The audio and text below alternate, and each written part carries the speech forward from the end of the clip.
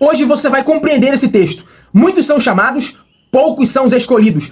Quem de fato é aqueles que são chamados e quem são os escolhidos? Será que você é chamado ou é escolhido? Tem muita gente que faz confusão nesse texto, não sabe de fato o que Jesus está querendo dizer. Eu vou te explicar para que você tenha compreensão do texto. Para isso, pegue a sua caneta, a sua Bíblia, o seu papel e tome nota de tudo que eu vou falar. Marque na sua Bíblia para não passar despercebido, tá certo? Então vamos lá. Capítulo 22, verso 14, o texto termina assim: porque muitos são chamados, mas poucos escolhidos.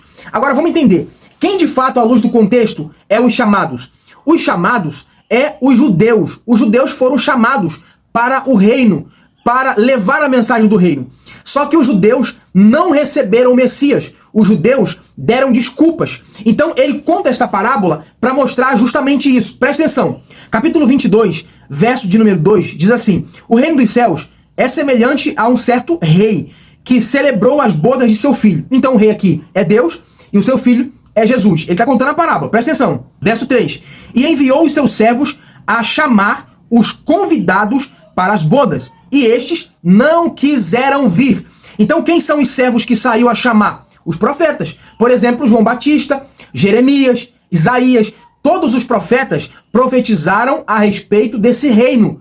Então, eles queriam levar o povo de Israel ao arrependimento, preparar o povo para receber o Messias. Só que quando o Messias veio, eles não entenderam e não receberam o Messias. Presta atenção aqui, ó. Verso 4.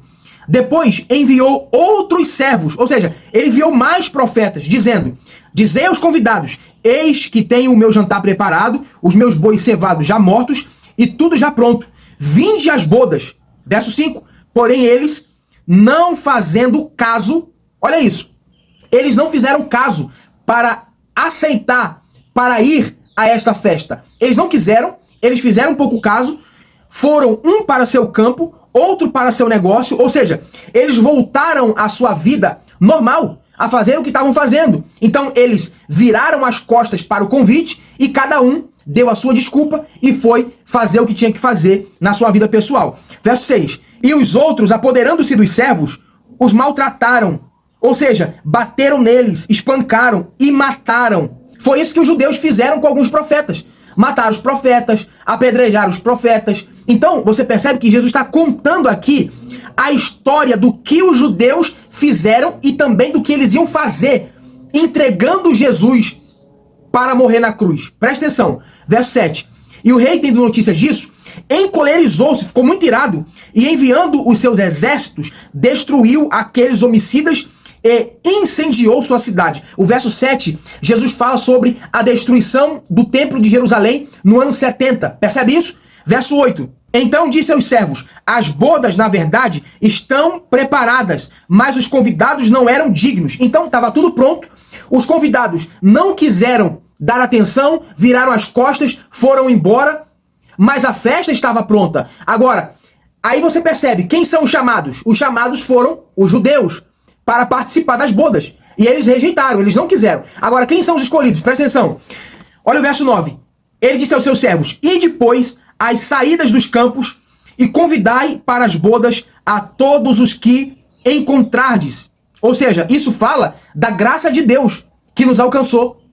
Verso 10. E os servos, saindo pelos caminhos, ajuntaram todos quantos encontraram, tanto maus como bons. E a festa nupcial ficou cheia de convidados. Agora preste atenção numa coisa. Ele diz, ele chamou tanto maus como bons.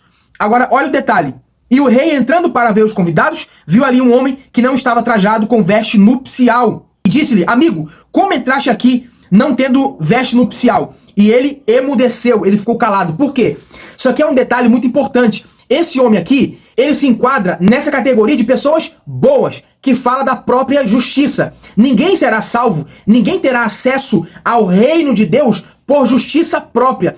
Precisa aceitar as vestes que Jesus dá, as vestes de linho, as vestiduras brancas, no sangue do Cordeiro, no seu sacrifício. Então, quando o Senhor da festa questiona ele, dizendo: amigo, como foi que você entrou aqui se você não tem as vestiduras brancas? Como foi que você entrou aqui se você não tem as vestes apropriadas para a festa? Sabe por que ele emudeceu? porque ele entrou ali achando que era por justiça própria. E não era. Ele tinha que receber esta veste de graça para entrar ali. E ele entra com a sua própria vestidura, achando que poderia ficar na festa. Então a ordem foi: disse então o rei aos seus servos: amarrai-o de pés e mão, levai-o e lançai-o nas trevas exteriores, ali haverá pranto e ranger de dentes. Ou seja, quem não aceita a vestidura branca pelo sangue do Cordeiro, essa nova veste limpa que Deus nos dá através do seu sacrifício, não vai conseguir acessar o reino. Então quem foram os escolhidos? Os escolhidos foram aqueles que nem imaginavam, mas receberam o convite e foram para a festa. E aceitaram de bom grado estar na festa. Esses foram os escolhidos. Os chamados foram os judeus. Os escolhidos foram todos aqueles que aceitaram o convite. Então nós que acessamos o reino de Deus através da graça, nós fomos os escolhidos, porque nem imaginávamos que essa oportunidade ia chegar até nós. Mas por conta dos judeus rejeitarem isso, ele deu o direito de todos aqueles que creem no seu nome se tornarem filhos de Deus e terem acesso às bodas do Cordeiro. Então, lembrando, quem são os chamados? Os chamados são os judeus. Os judeus. Eles rejeitaram. Mas quem são os escolhidos? São aqueles que aceitam a graça de Deus e entendem que não é por mérito próprio, é pela graça, exclusivamente graça de Deus, tá certo? Então espero que você tenha entendido esse texto. Curte esse vídeo, comenta, compartilha e se não me segue, já me segue agora. Outra coisa, aqui no meu perfil do TikTok, você vai encontrar o link para o meu canal no YouTube e para o Instagram. Me segue lá, porque eu estou esperando aqui do outro lado. Um abraço, Deus abençoe sua casa, sua vida e sua família. Até o próximo vídeo.